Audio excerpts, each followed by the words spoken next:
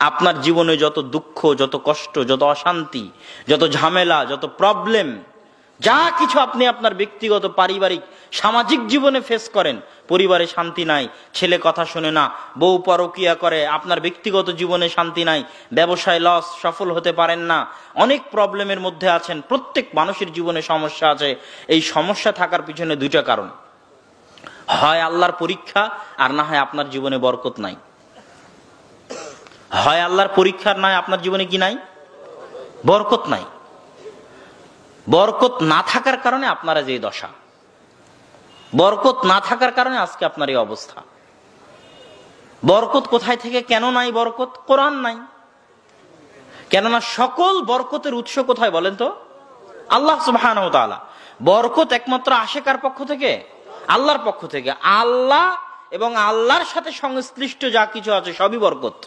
আল্লাহর সাথে সংশ্লিষ্ট যেমন আল্লাহর নাম, আল্লাহর নাম এটা আল্লাহর জাত, আল্লাহর সত্তার সাথে সম্পৃক্ত, যে আল্লাহ সুবহানাহু ওয়া তাআলা, এই নামটা আল্লাহর নাম, এই নাম দিয়েও বরকত হাসিল করতে পারবেন আপনি।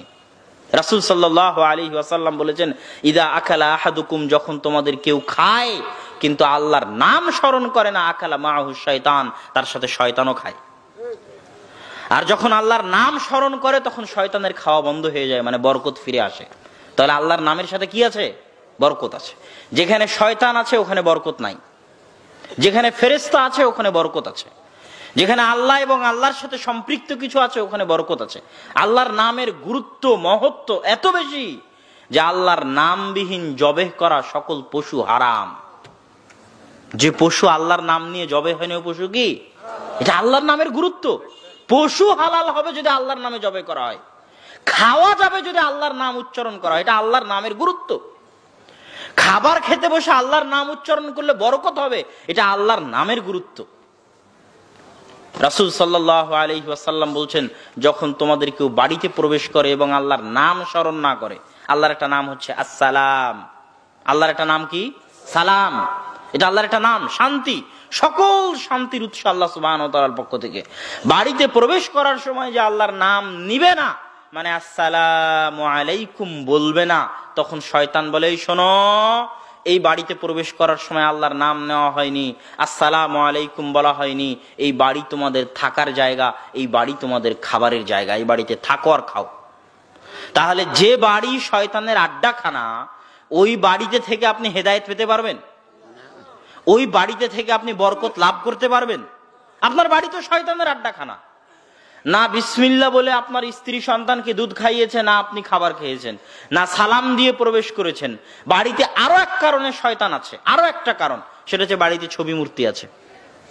লা তাদখুলুল মালাইকাতু ফি বাইতিন, ওই বাড়িতে ফেরেশতা প্রবেশ করে না যেই বাড়িতে ছবি থাকে, মূর্তি থাকে, কুকুর থাকে।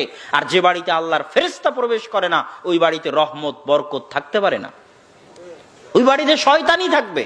আর যে বাড়িতে শয়তান থাকবে ওই বাড়িতে শান্তি থাকবে না, ওই বাড়ির মানুষ হেদায়েত পেতে পারে না, ওই বাড়ির মানুষ ফজরের সালাত জামাতে আদায় করতে পারে না, ওই বাড়ির মানুষের কোরআন পড়ার ভাগ্য হবে না, ওই বাড়ির মানুষের 16 আনাই জীবন বৃথা।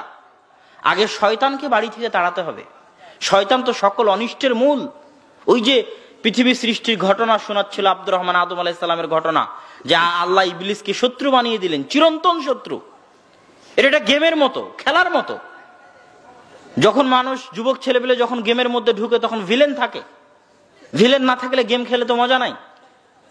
আল্লাহ সুবহানাহু ওয়া তাআলা আপনাকে পৃথিবীতে পাঠিয়েছেন আবাসান, এমনি নয় যে একটা ছোট বাচ্চা মূর্তি তৈরি করলো, একটা নদীর পাশে একটা বালুক দিয়ে ঘর তৈরি করলো আর পা দিয়ে ভেঙে দিল, এরকম অনর্থক সৃষ্টি আল্লাহ করেন না। আজকে এখানে এত বড় একটা অনুষ্ঠান হচ্ছে, এই অনুষ্ঠানের গুরুত্ব আছে। গুরুত্ব আছে দেখে রাজশাহী থেকে আমাদেরকে আসা লেগেছে 7 ঘন্টার সফর করে। গুরুত্ব আছে দেখেই চেয়ারম্যান সাহেব উপস্থিত আছেন, গুরুত্ব আছে দেখে আপনারা উপস্থিত আছেন, টাইম টেবিল আছে, নিয়ম কানুন আছে, ক্যামেরা আছে, সবকিছু আছে। আপনি একটা প্রোগ্রাম করেন, এত গুরুত্ব। আর আল্লাহ মানুষ সৃষ্টি করবে, কোনো গুরুত্ব নাই, কোনো নিয়ম কানুন নাই, কোনো আনুষ্ঠানিকতা নাই, কোনো সিস্টেম নাই। আল্লাহ সুবহানাহু ওয়া তাআলা মানুষ সৃষ্টি করেছেন সবচেয়ে গুরুত্ব দিয়ে। ওই মানুষের জীবন জীবনই নয় যে মানুষের সকাল শুরু হয় না কোরআন দিয়ে, সে দিন শেষ হয় না কোরআন দিয়ে, দিন শুরু হয় না কোরআন দিয়ে, তার বেঁচে থাকার কুকুর শ্রীগালের বেঁচে থাকা সমান।